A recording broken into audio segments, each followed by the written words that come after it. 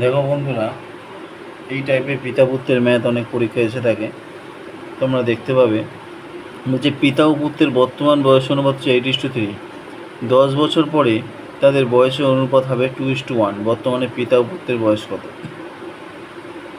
এই টাইপের যে ম্যাথ পরীক্ষা অনেক সময় দিয়ে থাকে। দেখো, আমাদের চেয়েছে পিতা ও পুত্রের বর্তমান বয়স কত।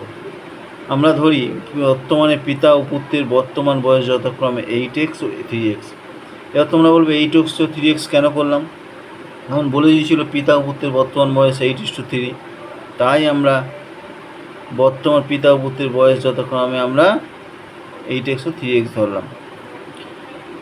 বলছে 10 বছর পর তাদের বয়স অনুপাত হবে 2:1। তাই 10 বছর পর তাদের বয়স অনুপাত কত হবে? 8x + 10।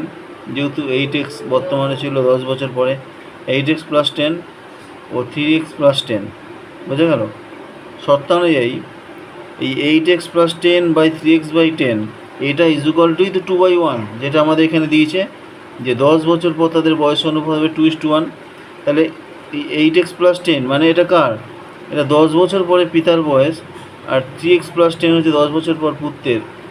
এইটা সমান সমান তো 2/1। এবার আমরা কী করবো? দেখো, যেমন বজ্রগুণন হয়, কোনাকুনি আমরা গুণ করবো। 8x + 10 × 1 মানে 8x + 10, এর সঙ্গে আবার 2 দিয়ে গুণ করব। 6x + 20 দিয়ে আমরা এক্সের মান বার করেছি, এক্সের মান পেলাম। এবার আমরা কী করবো? বর্তমানে পিতার বয়স, তাহলে পিতার বয়স কত ছিল? 8x। তাহলে 8 × 5, যেহেতু এক্সের মান 5 বেরোচ্ছে, তাহলে হলো 40। পিতার বয়স আমরা 40 পেয়ে গেলাম। পুত্রের বয়স পেলাম কত? 3x। 3 × 5 = 15 বছর।